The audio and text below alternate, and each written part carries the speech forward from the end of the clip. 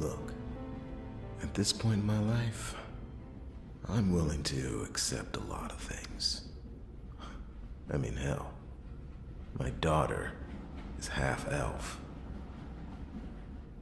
But this was something that I don't think I could have ever anticipated.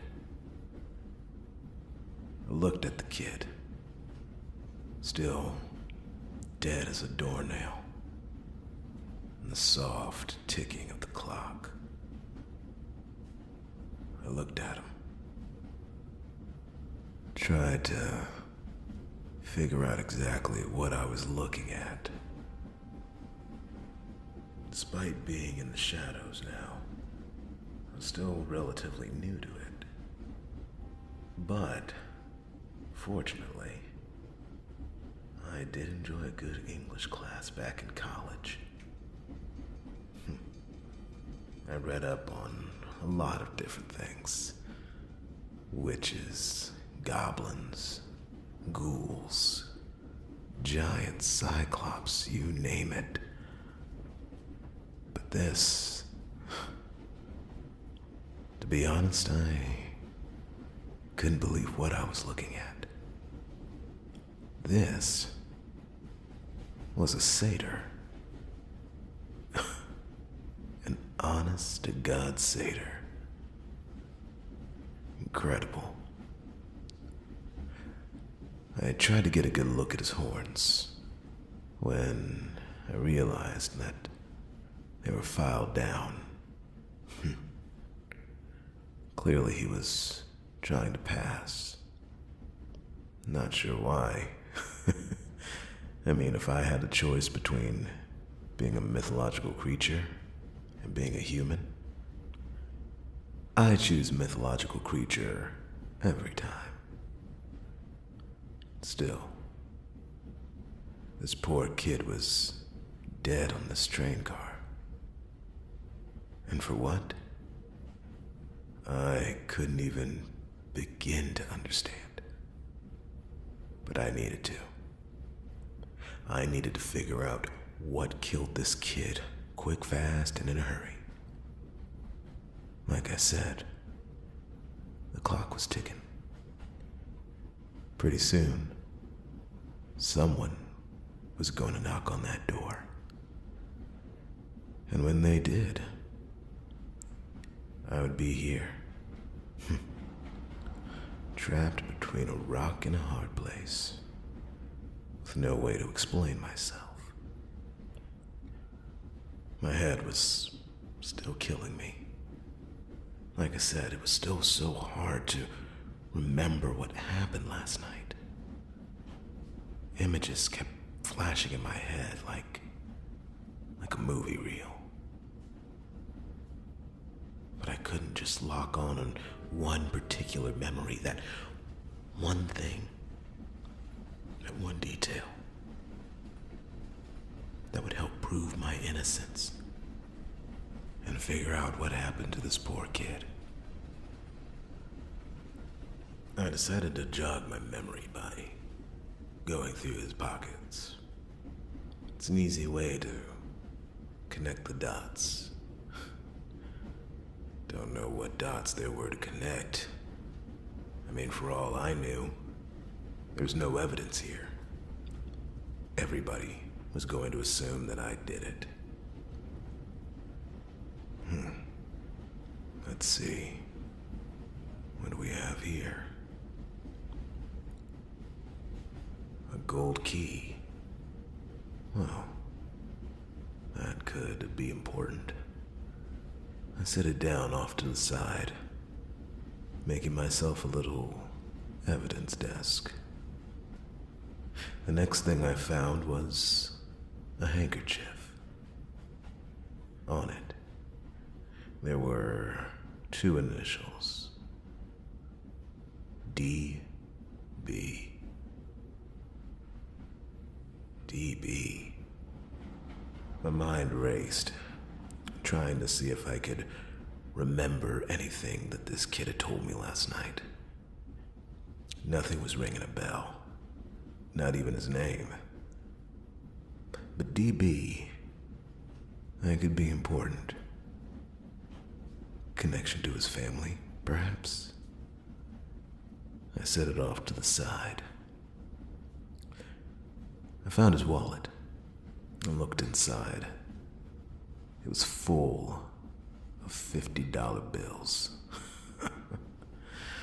Man, if this didn't look so calculated and the money wasn't here, I'd swear this was just a standard snatch and grab that went wrong. But it didn't feel that way. Something in my gut was telling me that this was a setup. Somebody wanted to frame me. The question was, did someone know that I was on this train? Did someone know what I was trying to do? Or was I just in the wrong place at the wrong time? So many different questions. And unfortunately for me, no one to answer. I was about to take a seat again when I heard the literal ticking of a clock. I reached into the kid's coat pocket and found a gold pocket watch. My. Expensive looking trinket.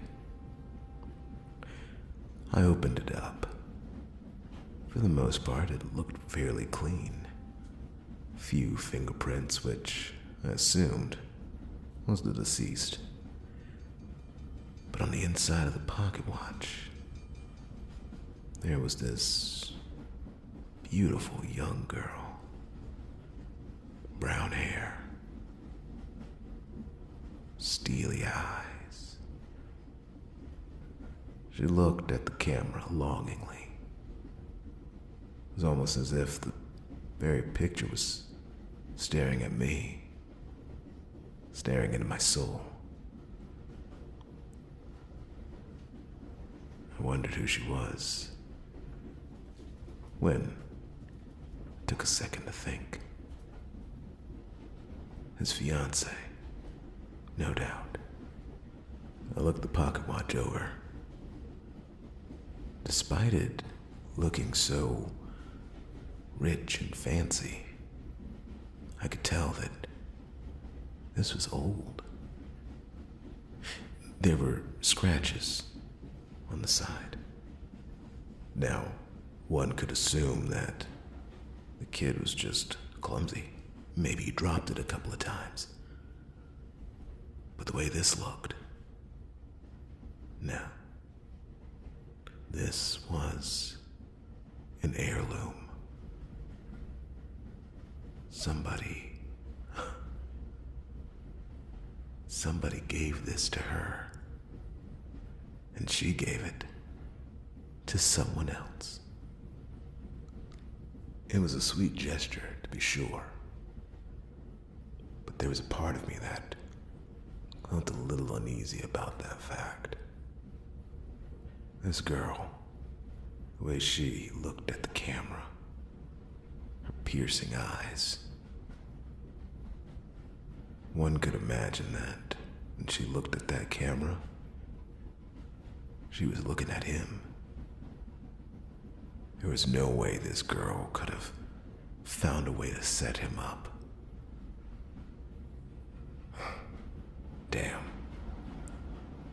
I was so sure it was going to be the fiancé. But I was wrong.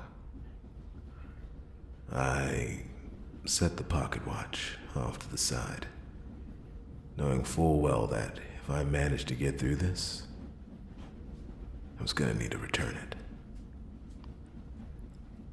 All of a sudden, my brain felt like it was about to burst open. I started remembering something. DB, Daniel Bloom. that was the kid's name. I'm sure of it. Huh. But what triggered it? What reminded me about this kid's name? I started to grab onto that string. Pulled it. Trying to figure out exactly where it led. And then I remembered. He introduced himself to me at the bar. He looked like hell. I mean, rich, fancy, but there was something about him, something that I recognized. A certain level of sadness that only a few people truly understand. I remember asking him later on in the night, after several glasses of bourbon. I remember asking him, why did he look so sad? And he told me that he was fearful about losing his best girl, Annie. I looked back at the pocket watch. Her name was Annie Belacqua. And what was it, Murphy? What was it that he told you about Annie Belacqua? What was it that made him so nervous to think that he was going to lose her as soon as he got to the city? I tried to think. That's it. Of course. Annie had an ex-boyfriend. They went to college together. Yes. Keep following it, Murphy. You got this. They went to college together. And Daniel loved Annie first. But Annie didn't notice him. And she didn't notice him because of his roommate. My God. I started to piece things together and realized, could this actually have been that calculated? That somehow Daniel's roommate managed to orchestrate the death of his old roommate, the fiancé of an old flame? Could someone really be that sinister? That's when I remembered. He showed me proof. I reached into Daniel's pocket and pulled out the letter. It was still in the opened envelope, but when I unfolded it, I knew exactly what had happened. It was like lightning struck inside my brain, and it all just clicked. Daniel's old roommate had sent a letter to him, telling him that he needed to come to New Orleans, that he would be waiting for him, that Daniel would have to pay up if he wanted to keep his dirty little secret away from Annie. When I read it a little bit better, I realized that Daniel here was being blackmailed. Annie didn't know about him being a satyr. He just wanted to marry her. Dear God. This poor kid. He just wanted to marry her without fear. felt so sorry for the kid. And I wish that things had worked out better. But something didn't sit right with me. I mean, looking at the wallet, Daniel was going to pay up. I mean, sure, there was no guarantee that his old roommate would keep his word. But if Daniel was going to pay, why would his roommate kill him on the train? Why would he try to frame me? He doesn't know me. And not only that, if this was all about money, why in the world would he have left all of this cash?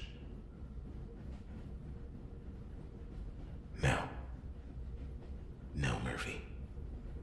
You got it all wrong. This might be the reason why he got on the train, but that wasn't what killed him.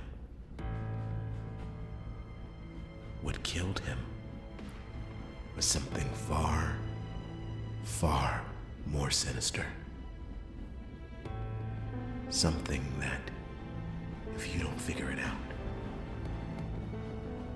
you're not gonna get off this train with your freedom.